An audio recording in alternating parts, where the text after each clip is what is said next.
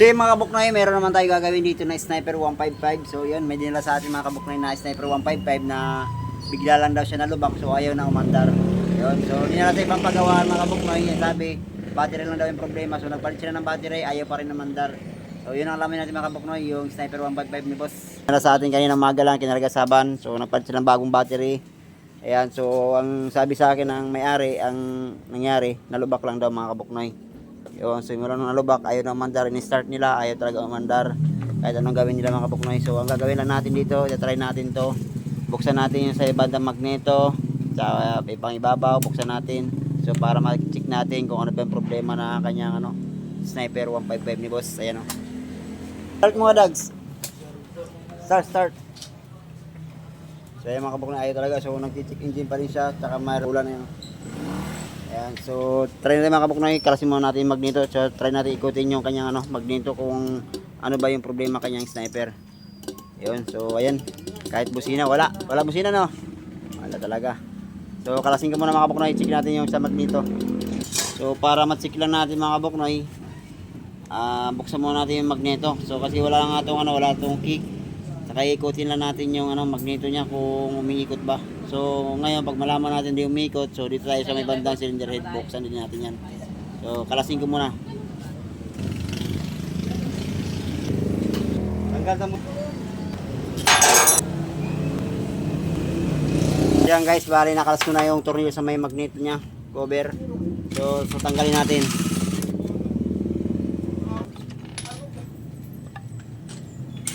Yan guys, nakakalas ko na yung cover. So check natin. Ayan o. Ayan, so tanggalin ko muna. Sabit muna natin yung magneto niya, cover. So ayan, try natin ikutin. Dito mga kabuknoy, ayaw nga maikot talaga yung magneto niya. Ayan o. So kaya pag pinupush button mo siya, ayaw talaga, nagsa-shutdown lang siya. So walang umihina yung battery niya. Ayan o. Ayan guys, ayaw talaga. So ginamitan ko ng power handle. So ayaw pa rin. Ayan o. So ang gagawin natin mga kabuknoy, tanggalin natin yung sa may bandang cylinder head. Lahat na nakakabit sa cylinder, tanggalin natin, pati na yung cover, lahat. So para ma-check natin yung kanyang piston kung ano ba nangyari, bakit ayaw umikot yung magneto. Ayan o. So kalasin ko muna sa may cylinder head. Kaya guys, bali nakalas na natin yung mga tornilyo dito sa may kanyang head cover. So tanggalin natin yan mga kabuknoy para ma-check natin yung kanyang head, kung ano ba yung naging problema, bakit bigla lang siya huminto. Sabi niya na nalubak lang daw. O dito malalaman natin. Yung timing gear, tanggalin muna natin yung timing gear mga kabuknoy. Kasi dito malalaman natin yung kanyang block, kung ano ba nangyari, bakit ayaw maikot yung magneto. Ayan o. Wow par, ayan o. Ayaw talaga. So tanggalin ko muna yung timing gear. So yan guys, nakakalas ko na yung tornilyo, naluwagan ko na. So tanggalin na natin. So dito malalaman natin yung problema ng Sniper 155 ni boss.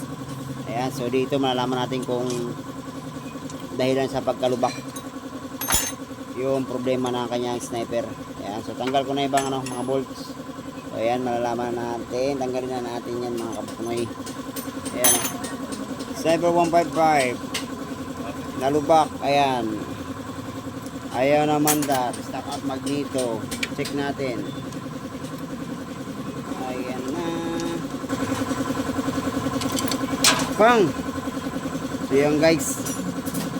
So naiwan yung piston. Ayan o. Wow! So mga kabuknoy, ito nangyari sa ni boss. Naiwan yung piston niya. Ayan doon sa niya o. Black. Ayan o. Wow par. Ayan o. So, yung sabi ni boss, nalubak lang daw siya, pero nangyari ito, naiwan yung piston. Bot, naiwan yung piston, oh. So, yung mga kabuknoy, oh. Ito na yung connecting rod niya. Ayan, oh. Ayan. Wow, par. So, ang problema pala nito ni boss, yung kanyang piston bumigay. Yung sa may kabitan ng piston pin. Ayan, oh. Ito yung problema ni boss. So, dito check natin. Tanggalin natin yung cylinder head.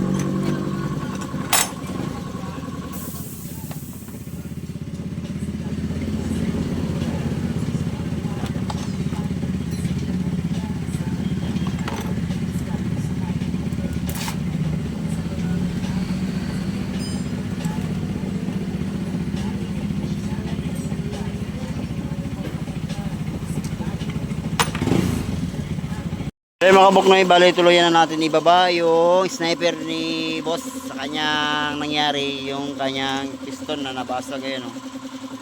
Ayan. So magpapalit tayo ng block, engine valve, at saka kasi nagkaroon ng tama siya. Ayan o. So ayun mga kabuknoy, so ibaba muna natin. Bali overhaul na natin yan dahil nga doon yung yung pinagbasagan ng piston pumasok na doon sa loob. Yun. Baba muna natin mga kabuknoy yung kanyang sniper. So yan guys, kalasin na natin yung crankcase cover.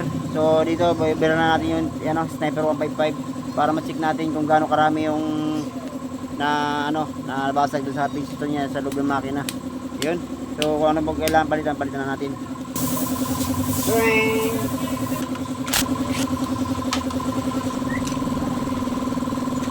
Tayo mga kabuknoy dito sa kanyang clutch, magpapalit na rin tayo. Ayan o. So kinaya na sa mga kabuknoy. So kalasin ko muna mga kabuknoy. So yan guys, ito na yung papalitan natin na clutch hub. Ayan o.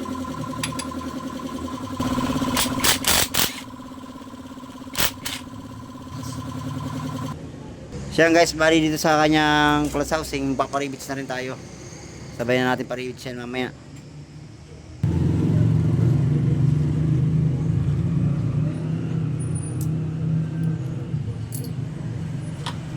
Tawag mo si ate sa telepono.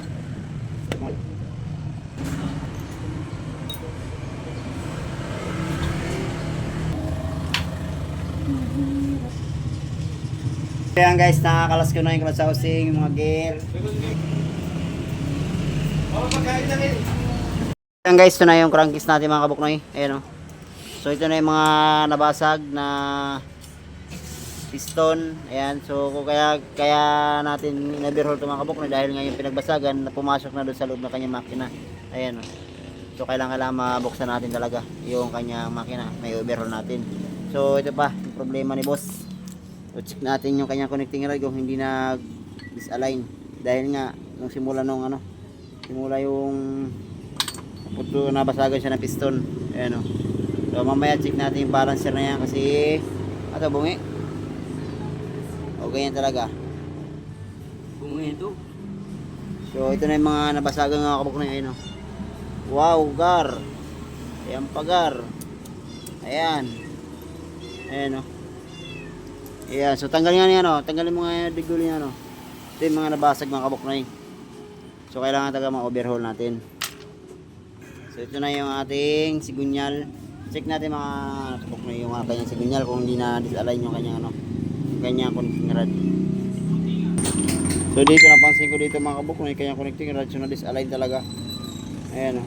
So magpapalit din tayo ng connecting rod.